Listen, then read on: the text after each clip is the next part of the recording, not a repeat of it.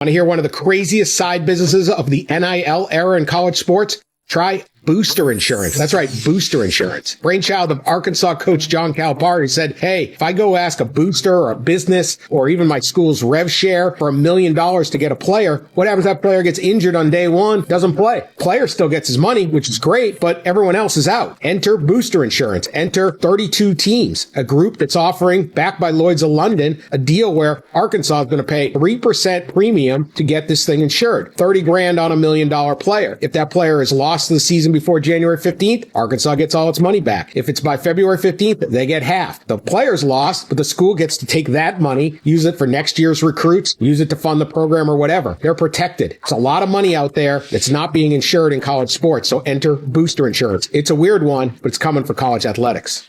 Man, listen, as we keep diving deeper and deeper and deeper with amateur sports no longer existing, and now you're going from really rec ball to middle school ball to now being a professional athlete for the major three sports. That has never been the case: baseball, basketball, and football in the United States, right? Now, when you go to high school, in some states, you can start to collect NIL disbursements to a degree. Obviously, when you go to the next level in college, it's a free for all. Now, what happens is we hear horror stories and we hear glory stories about individuals that have these different type of evaluations. You hear the Bryce Underwoods of the world. You hear the Arch Mannings of the world that really have mind-blowing money that's coming their way, and rightfully so. If you perform, I believe, and if you have any type of enhancement to growing a university's stardom, you should be compensated for that. I'm not the person that's going to say these players are getting paid too much, because guys like me walk so you can run. When you hear deals from Carson Beck or the starting quarterback, at a Clemson, or the starting quarterback at an Ole Miss and an LSU and Penn State, these guys are garnering a lot of money. But now, when you start to say there's businesses that see opportunity with saying like, hey, what if that person does get hurt? We have a lot of money tied to this particular individual. And just like anything else, it is that idea to say, how do I get an ROI on my investment? For those who do not know what ROI stands for, it's a return on investment. It's still an investment. Yeah, it is. When you see certain players, these are living beings that you say, I'm going to give this individual X amount of dollars to be able to perform at a high level. So therefore, it's changed the whole landscape. Why? Because we look at them a little differently now.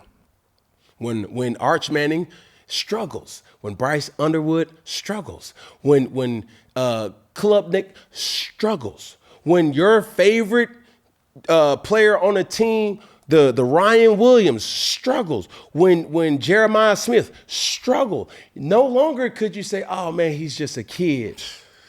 It's like, hell no. He making grown man money. Yeah, he making generational money. Now, these people who are investing in this type of money, because the truth of the matter is you have to invest to have a chance. That's real. Ask Texas Tech, right? Ask Auburn. Ask Alabama, ask Georgia, ask Tennessee, ask Ole Miss, ask USC, ask Ohio State. Ask Texas.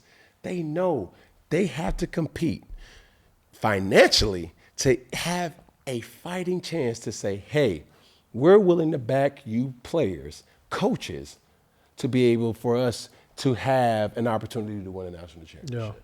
And they know the value in having a bid for the college football playoffs, because so much attention is around it and it's a money jugular.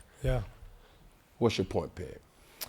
Man, to this, it's with it all. I mean, you have to have insurance on anything else. You do it on a car, you do it on your life, you do it on everything else. It's like, there's no point. But go back to that other one. Correct. Okay, cool. All right, so now, obviously, the landscape has changed in college, and it's a lot because of the media deals. So the current Power 4 conference media right deals goes as follows. The Big Ten, all right, and they have partnerships with Fox, NBC, CBS, and the deal length is 7 years, and it expires in 2030. They get a total of $1.15 billion a year. And I'm reading this right, yeah.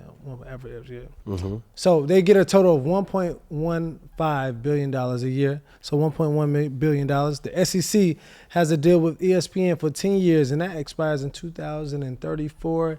And they get $710 million a year. ACC with ESPN, 20-year deal.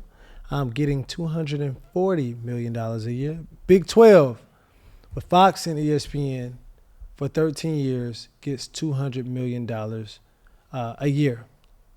And the upcoming extension, because we already talking about money that we going to get, okay? Because that ends, the first deal ends in 2005. This extension for 6 years with the Big 12, they will receive $380 million a year.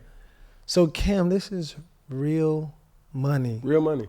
And the bulk of the money is paid out through media deals. Yeah, for sure. Because like when you start to say, and this is an educational piece here, because you don't see the MEAC, you don't see the SIAC, you don't see the SWAC, you don't see HBCUs in that. These deal points. We're working on it, but now it's not this. Do you understand what I'm saying? Yeah. That's where I'm saying, like, well, not that egregious. It's ESPNU and stuff like that. But it's not this, though. This is what I'm saying.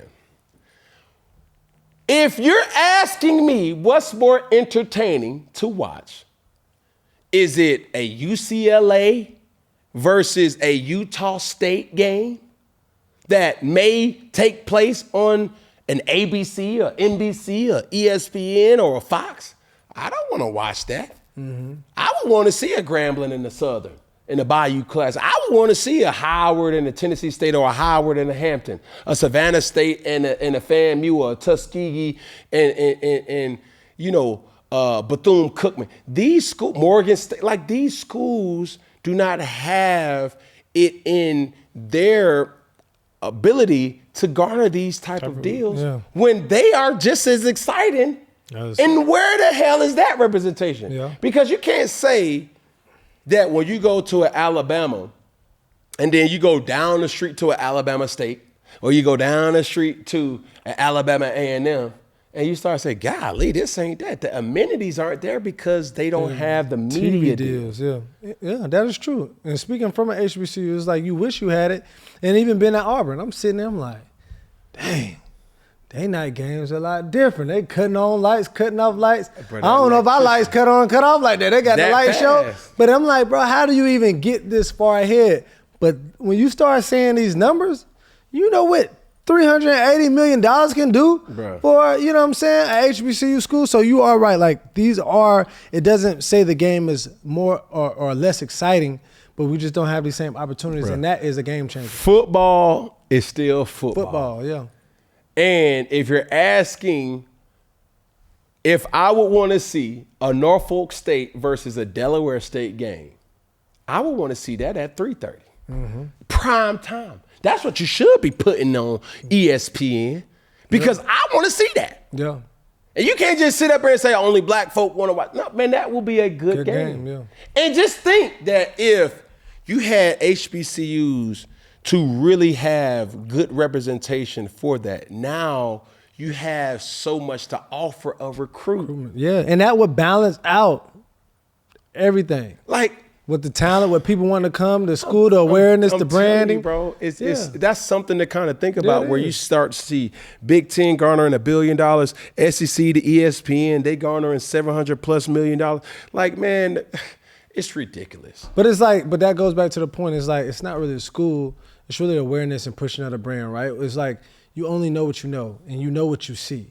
And that's one thing is, you just push this out. Even going to North Carolina Central, you see Duke and Carolina, NC State all day, every day, around every place, because it's pushed out that way. But it's other schools in that same area. They got budgets. They got budgets. And I would rather see North Carolina Central and a North Carolina A&T game before I would want to see a Stanford and a doggone UCLA. And the rivalry is just as real. Like you said, North Carolina Central versus A&T game, that rivalry is real just as an Auburn and Alabama game. You know what I'm saying?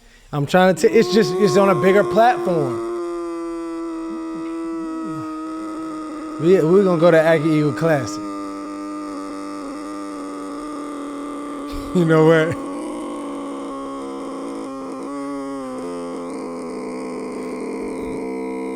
Boy, it sound like he constipated.